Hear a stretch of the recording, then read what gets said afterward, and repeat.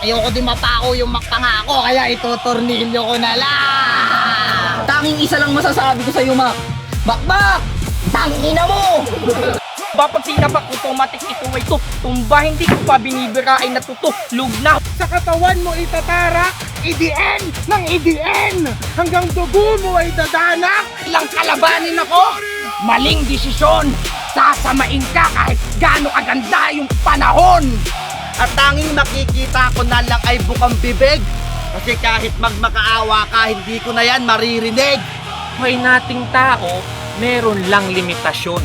Kaya condolence sa pamilya netong gago kasi mamamatayan kayo ulit ngayon. Mula sa Manila to Kabanatuan, aking binaybayan. Kaya masasabi ni Yang Ben, putya bye-bye na lang. Para daw may extra twist, pero gaya ng purgatorio kung si Mark JD na mag-e-exist. Ang kapal naman ng mukha mo kung sa akin kanila ikukumpara. Eto ako oh, samantalang eto ka. Baka isama mo sa pagdudurog kung yung Pinas ayaw gumising, ikaw ayaw mong matulog. 10 blank para yung isip ko mag-post, yung matay mamumuti, unti-unti ang magko-close. Ganyan pumatay ng walang kaso, tinapos ka sa overdose. Nagwisto lang si Lebron. Yan ang napili kong laro. Kasi umpisa pa lang ng laban. Meron ng abo, ng init ko ang sumapi. Utak nito matutuyo, pagkatao niya matutusta. Walang rain dito dahil sa purgatorio ka napunta. Mga tropa. Lagi na tayo. Yeah, pre. Yo! Nandito pa rin tayo sa Tumana para sa pang-apat nating battle, teritoryo mag-ingay! Sa kaliwa ako magpakilala ka. Yo, Dan nga pala, taga Pulilan, Bulacan. Shoutout kay Mark J, mag-advance siya sa quarters. Sa kanan ko magpakilala ka. Yo, Mark J mula Pananggapan. Barcode, shoutout sa sponsor ko kay Sir Ian Uñalis na nasa Canada. Congrats din kay Dan kasi panalo siya. Ito nga palang mangyayaring battle ngayon, tournament to, kasali sa tournament yung dalawa. Yun yung magmamic. Okay lang sa inyo yung ganun kaingay. So yun. At yun, di pa pala nagko-coin toss mo tayo.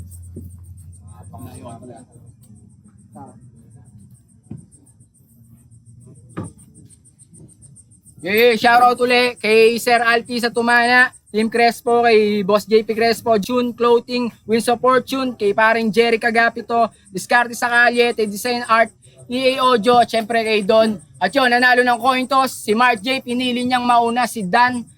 Pakinggan natin si Dan. Yo! Wala nang intro. Joke lang. Pagtapos kay J King, Mark J daw agad yung nasa list. O pagtapos dun sa amo, kay Mark J naman daw magpapakabis. Nung nakaraang event, impyerno. Ngayon, purgatorio, para daw may extra twist. Pero gaya ng purgatorio, tong si Mark J di na mag-e-exist. Mark J, uunahan na kita. Kung titirain mo ako sa pagtira ko kay amo. Harap-harapan kong ginawa sa kanya yun, no? Di man lang nagreklamo.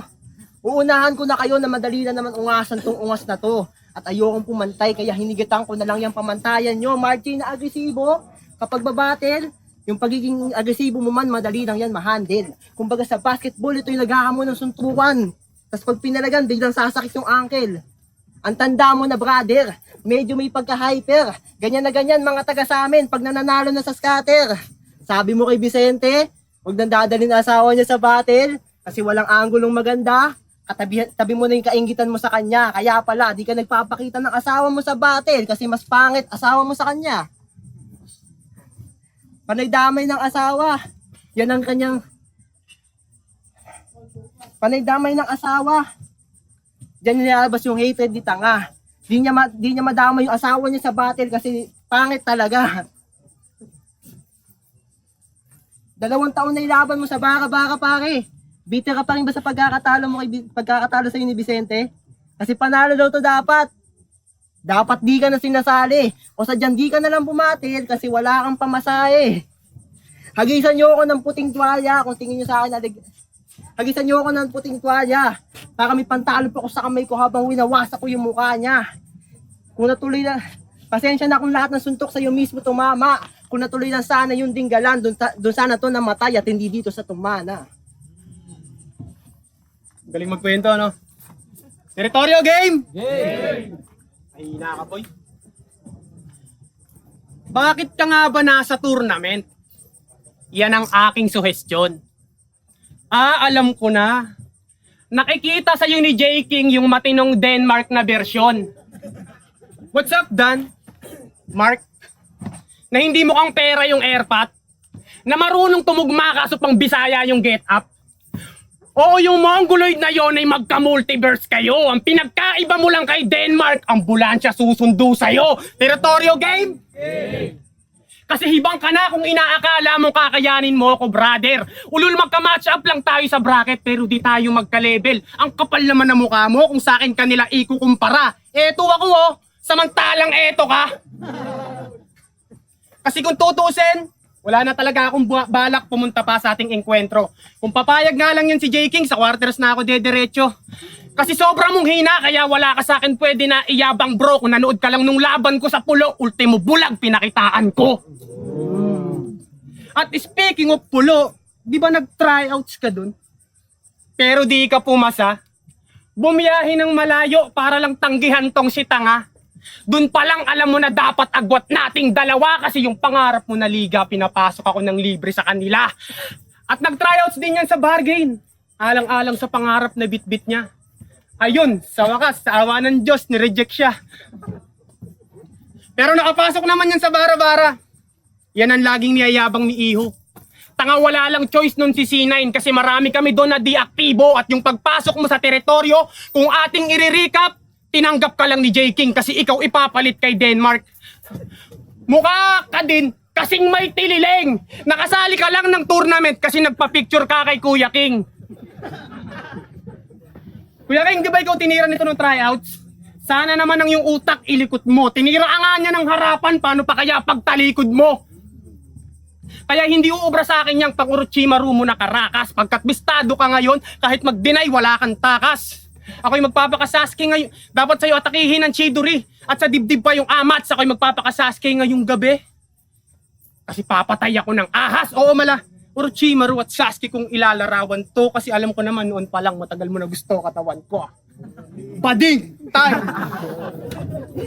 Out to game! Setsa na. Hindi, kala ko talaga sa akin eh. Bias daw tong teritoryo. Pagtagagapan at kabanatuan. Mga pinapakita naman, puro kabanuan. Weh! J. King, kailan ka ba matatauhan? Kaya magpapaka-K showtime na lang itong mandadaya itong dayuhan. 10 taon, gap natin, Kap. Ba't nandito ka pa rin hanggang ngayon? 10 taon, gap natin, Kap. Ba't nandito ka pa rin hanggang ngayon? Di ka pa rin nag-i-improve, lumipas ng 10 taon. Huwag na nating 10 taon, gap natin, Kap. Ba't nandito ka pa rin hanggang ngayon? Di pa rin nag-i-improve, lumipas ng 10 taon. Palakpakan natin siya kasi nandito pa rin siya hanggang ngayon, pero wag na natin pag-usapan yung karera kung alam naman na patapon. Sabi niyan kay JM Tags, nag-choke to tong round 3 kasi nakalimutan niyang tanga siya. Nakalimutan mo ng mahalaga. Alin? Tas round 1 pa lang nag-choke ka na. Doon pa lang alam. Tas round 1 pa lang nag-choke ka na. Pinakita mo lang na mas tanga ka. Doon pa lang pinakita niyo ng ang bias niyo na talaga kasi ang na-split niya nung round 1, 12.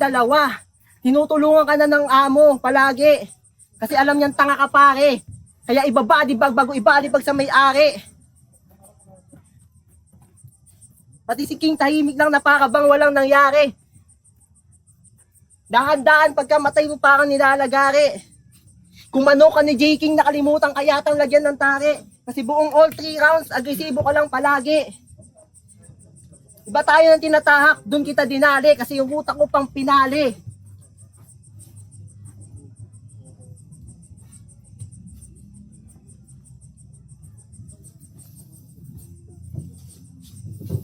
Time.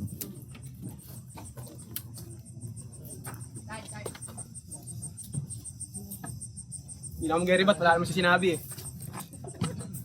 Sino dito yung may mga magulang na sumusuporta sa paggarap nyo? Taas kamay! Ayan kayo, halos lahat naman yata tayo, no? Salamat nga po pala sa mga magulang namin na patuloy na sumusuporta at naniniwala dito sa aming ginagawa. Kung may patutunguhan man kami o wala. Patunay lang talaga na ang magulang eh, walang kapantay magmahal. Hindi po namin kayo kakahiya. Tulad ng ginagawa mo sa nanay mong si Mary Grace Batong Bakal. Kinakahiya mo mama mo? Nagulat ka, alam ko, Brad. Kasi pinost niya unang panalo mo sa bara-bara at bilang nanay siya ay proud. Ang pinagtataka ko lang, bakit ni-remove mo tol yung tag? Gets ko naman yung punto mo na siya lang ay iyong iniingatan na baka madamay siya sa laban. Para lang sa iyong kaalaman na sa kakatanggol mo sa kanya, puso na niya yung nasusugatan. Ano, nagulat ka no? Nasilip ko pa din kahit nagawa mo pang tapalan. Mukha ka pa namang vulcanizing boy tapos takot kang mabutasan. Sa akin okay lang kahit damay mo asawa at anak ko. Kung diyan ka lalakas, hihingi pa nga ako sa iyo ng sorry pag sinuntok kita sa labas. Biro lang, mabalik tayo sa nanay mo na halos ikahiya mo sa buong Pinas. Ikaw tong may middle name na Batong Bakal pero bakit mukha mo yung matigas? Ganitong mukha, yung masarap, paliguan ng sapak. Kasi ang ikahiya niya yung nanay niya, yun ang nakakahiya bilang anak. Pansin mo ba simula nung nilabas yung poster, hindi ko shinare? Hindi na kasi para ipangalandakan. Para lang sa iyong kaalaman. Di ka nakaka-proud na daanan. Itong kinakahiya yung magulang, ang hindi niya alam, mas nakakahiya siyang kalaban. Kaya X makukuha nitong Gen Z na to. Yung prep ko lang sa UI 2 weeks kasi petics ka bro. Para lang ako pumatay ng tower. Wala akong makukuhang XP sa'yo. Pero saludo sa yung movement. Para lang habulin ako. Deserve mo naman talaga tong tournament. Para lang talunin ko bro. Tanga! Dinamay yung nanay ko. Sino yun? Joke lang. Nanay ko talaga yun. Salamat. Kalay, tatanggin mo na. Di niya daw babanggitin si Sian. Ano Sian? Di daw babanggitin si Sian kasi wak. kung paglalabanin kayong dalawa, ikaw yung mawawakak. Ingit ka lang sa kanya kasi magkaiba na kayong tinatahak. Kung paglalabanin kayong dalawa, ikaw yung mawawasak. Wawasak. Pinagmamalaki mo na 2 weeks prep o 1 week prep mo lang pinagdaan yung mga laban. Galing mo naman. Saludo sa'yo man. O baka nirakasun mo lang yan para di namin masabi na wak ang yung sulatan. Alin ba doon?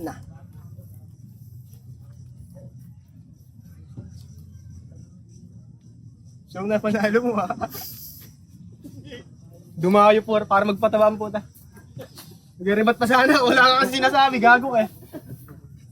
Round 3. Mag-round 3 pa ba ako? Huwag na no. Nalaglag ka sa tournament ng bara-bara. Mahina ka kasi syempre. Tangina, tinalo ko na si Vicente.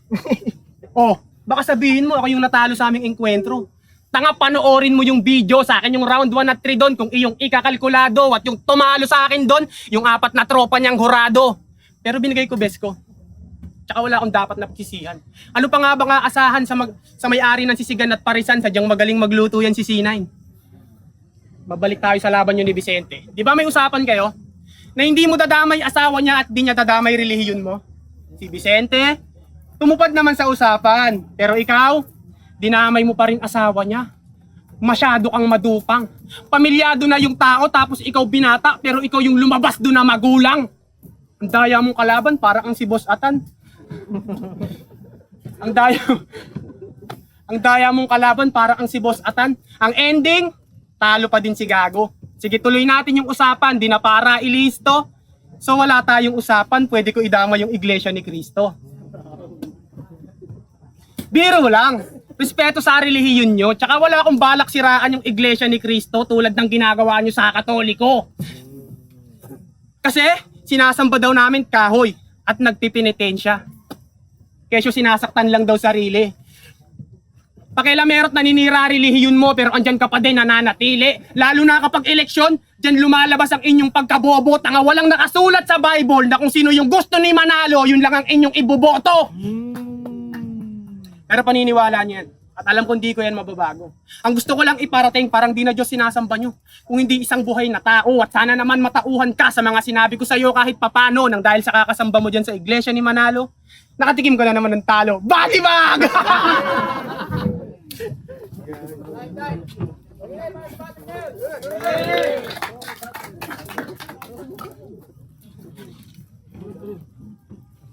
Pakalo sana naman ang pag-gikuyo.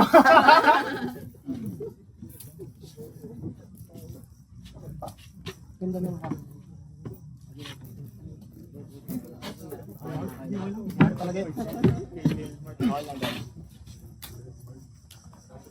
Ang boto ng hurado, 3-0. Mag-advance sa tournament. Mark J. Shoutout pa rin siyempre. Yun, salamat kay Dan. Sorry guys, Sinain, babalik ako dyan sa Bara-Bara. Shoutout sa kapatid ko kasama ko, John Rain. Shoutout sa alas 12, pasensya na po.